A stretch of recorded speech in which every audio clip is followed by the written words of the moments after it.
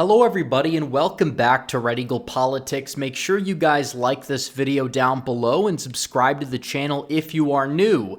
So, another RINO has rage quit Congress. This time it is none other than the disgraced former Speaker Kevin McCarthy, Speaker of the House. As you know, he was removed by the efforts of Matt Gaetz and part of the more MAGA Freedom Caucus members, and now he is completely done. He is a big walking L at this point, and he has just decided that he's going to give up. He said, I would never quit. Remember that? Well, he gave up. He quit pretty badly, and he quit multiple times. He said, bring it on. Try to get me out of there, and it didn't really work out. Then he said he would never quit. Now he's just laying down. So, yeah, it is over for Kevin McCarthy. He is a clown. He is a loser, and that we know. And all I can say is R.I.P. Bozo, and we're going to be talking about some of the implications that this has for the House and the future of Kevin McCarthy, or should I just say the lack thereof. And also, Kevin McCarthy went on an extremely woke, anti-white, unhinged rant at a recent event as well, and this video would not be complete if we didn't cover that, but this video also would not be complete if I didn't tell you guys about our latest sponsor over at Patriot Gold, because gold soared past $2,000 an ounce. Wars in Israel and Ukraine and rate cuts on the table are fueling gold's meteoric rise. Jamie Dimon of JP Morgan and Larry Fink of BlackRock pointed out similarities to the 1970s. In '79, we had the Iran hostage crisis, war in the Middle East, and major U.S. cities in disarray and stagflation. Gold went from $158 an ounce in 1974 to $850 an ounce in 1980. Meanwhile, our national debt is skyrocketing. There's a direct correlation to the debt and the price of gold. In 2010, our debt was $13 trillion, gold was $1,000 an ounce, and now our debt's $33 trillion, gold $2,000 an ounce. Donald Trump himself warned that the U.S. dollar no longer being the world standard will be our greatest defeat in 200 years. So call the proud Americans of the Patriot Gold Group today before it's too late. Mention Red Eagle Politics and you'll always get best-in-class service from Patriots Protecting Patriots. They are Consumer Affairs' top-rated gold IRA dealer 7 years in a row. Patriot Gold Group also has the no-fee-for-life IRA, where your IRA or 401k can be in physical gold and silver, and you may be eligible for it on qualifying rollovers. So call 888-857-8696 and get a free investor guide today, or visit the link in the description down below. Once again, 888-857-8696. So Kevin McCarthy, bye. That's all I can say. Now, I will say that there are negative implications for this because he's leaving the Republicans with such a razor-thin majority. Who knows if you have somebody else rage quit or somebody else drops?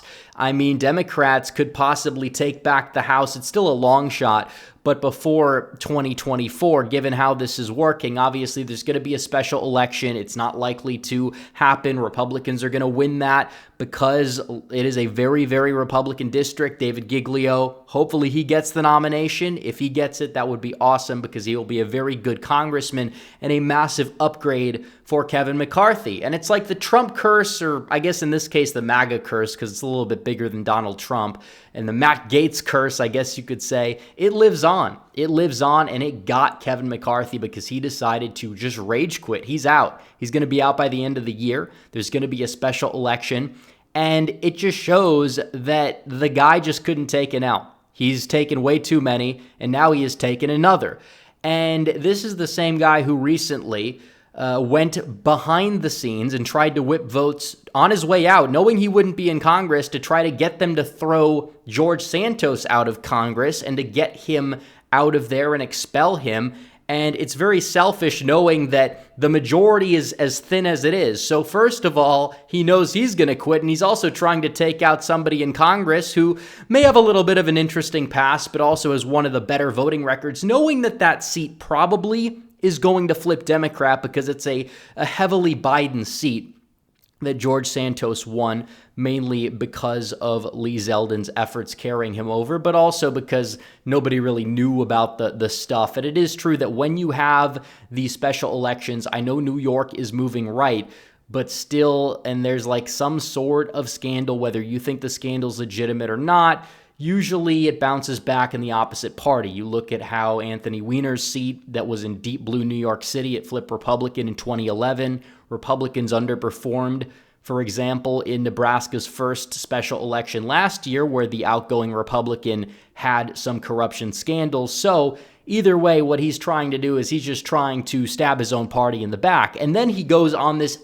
insane, unhinged, woke rant that it's really no different than somebody who is like a far-left Democrat complaining about Republicans, saying that Republicans are too white, because we see that meme all the time, and Kevin McCarthy is just trying to lean into that, and he's saying it's a bad thing that we have all these white candidates. We need to do everything possible to make sure that we basically engage in tokenism and prop people up because, one, they're a woman, or two, they're a minority. How about the best person for the job, Kevin? But we're going to play this clip and we're going to break it down. But here's the first part of the clip. I look over at the Democrats and they stand up. They look like America. We stand up. We look like the most restrictive country club in America. So he says Democrats look like America, but Republicans look like the most exclusive country club in America. Well, by the way, saying Democrats look like America, is he trying to say that America is full of deranged lunatics? Because that's literally not the case. I mean, there are a lot of them, and that's why Democrats exist in this country. But still, Democrats don't necessarily represent America. You could say they represent their base, and a party should represent their base, although obviously ideology should come first, not necessarily how somebody looks. For example, I will take Mark Robinson over 95% of white Republicans in Congress every day of the week. But the bottom line is you should represent your voter base. You shouldn't also try to go out there and try to find these candidates just because they happen to have a certain demographic quality that is a different demographic quality than the majority. You should go try to find the best people who are going to represent the interests of the people of that district. And sometimes that candidate might end up being somebody who happens to be a woman or somebody who happens to be a minority, but that should not be what you are looking for first. This is the party that's supposedly against affirmative action, but not in the case of Kevin McCarthy, who led the Republican Party and played a major role in selecting plenty of these candidates, many of which turn out to be establishment shills when they get to Congress. And that is the way that it is. And honestly, why is he saying that it's a bad thing that this party happens to be, in Congress like 87% white? This is no different than the leftists that were saying New Hampshire is awful because it's like 96% white or whatever. And it's like, again, this is the party that supposedly is against affirmative action, but these are the leaders here. They're no less woke in many instances than the people on the left. But I guess I can give it to Kevin McCarthy on one point, because if I was Kevin McCarthy, I probably would also be self-hating too, given how many L's that he's taken. But still, that's a whole nother issue. That's a whole nother debacle. But the speech isn't over. We're going to play the rest of it. It's 38 seconds here. And I decided then, either I am going to be the leader of a declining end of a party, or I have to change the opportunity in this party. So I embrace in something else, okay? Since that time, we've elected the most women, Republicans, the most minority Republicans ever to the House. But to do so, I'm going to have to ruffle feathers. So for a Republican woman or a Republican minority to win, the November election is not their tough election, it's the primary. So what I do is I would engage in primaries. And I would help. And sometimes you lose, sometimes you have problems. And here's the deal. He's basically, first of all, like I said, he's engaging in tokenism. You need to find the best person for the job. You shouldn't be focusing on things that are secondary or things that don't exactly matter all that much. And then he goes on to say he meddled in primaries to stop these evil white men. Again, here's the bottom line. He meddled in primaries not just for that, but he also meddled in primaries so he would go out there and make sure that the good candidates ended up having a much tougher time to get through the primary. And in many cases, if they got through the primary, they would get to the general election and they were just left out to dry. And he wasted so much money on primaries when he could have actually let the voters go out there and decide. But he had the big money. He was spending it on these primaries to get the more establishment candidates possible. And in many cases, a lot of Republicans who were struggling out there, they were struggling for funds. And that's one of the reasons why he had an underperformance in the midterms, which ironically is one of the reasons why you had such a razor-thin majority that allowed the people to band together and to remove him from the chair. So it ironically came back to bite him in the rear end, which is nothing short of something absolutely glorious. So what is Kevin McCarthy doing now? Oh, he's trying to save face. He goes out there and he gives Trump a very soft endorsement and says he would consider serving in his cabinet.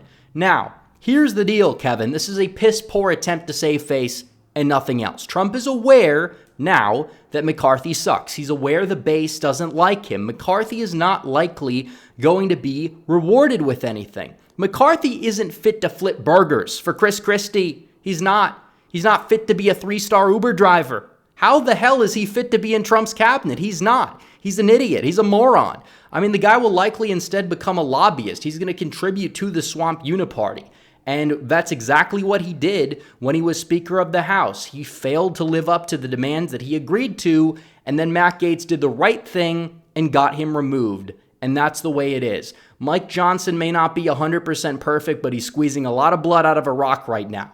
And he's going to have a lot more leeway to be an even better speaker with Donald Trump at the helm in the White House calling the shots. So thank you, Matt Gaetz. R.I.P. Bozo. Kevin McCarthy, he's done. He's gone, and it's a very good thing for this party, and it's a very good thing for this country. So anyways, guys, thanks for watching this video. Like this video down below, comment down below, subscribe to the channel, hit the bell for notifications so you never miss another video. Follow me on social media. The links are all in the description down below. I'll see you guys in the next one. Red Eagle, out.